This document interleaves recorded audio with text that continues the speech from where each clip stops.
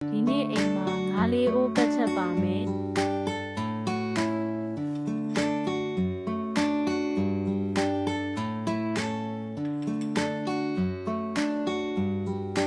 ရင်ဆုံးစီတဲကိုပင်စိမ်းထည့်ပြီးစီတက်ပါမယ်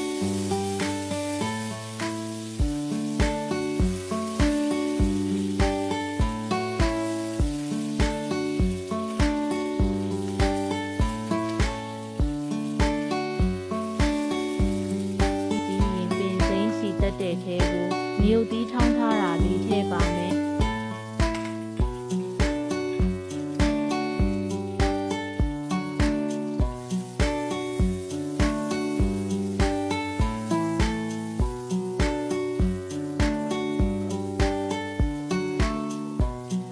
ပြီးရင်တော့အရသာနဲ့ထားတဲ့ငါးလေးတွေထည့်လိုက်ပါမယ်ပြီးရင်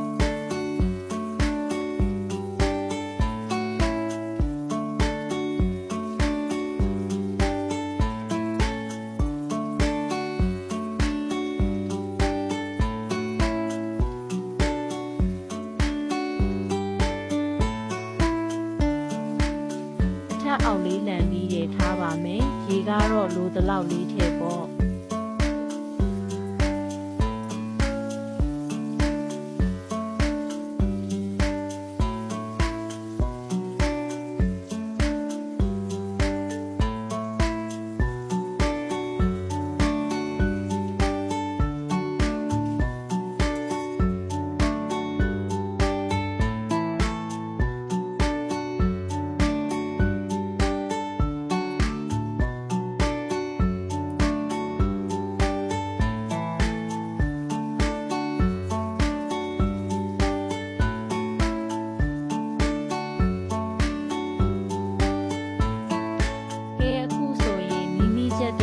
လေးအိုးကကရေခမ်းလို့ရပါတော့မယ်။ပေါ့အိုးချခါနီးကိုပင်စိမ်းလေးကိုထောက်ပါမယ်။ဒီအုပ်ပြီးအဖုံးလေးခဏအုပ်ပြီးရင်ငါးလေးအိုးကဟင်းအိုးလေးကရပါပြီနော်။ချက်စာကြည့်နော်အရန်ကောင်းပါတယ်။မိချက်တဲ့ဟင်းကတော့နည်းနည်းဆက်ပါမယ်။မိကအဆက်ကြိုက်တော့ငရုတ်သီးအစိမ်းမှုန်သေးကိုငရုတ်သီးအစိမ်းကိုထပ်ထည့်ပြီးထောင်းထားလို့ပါနော်။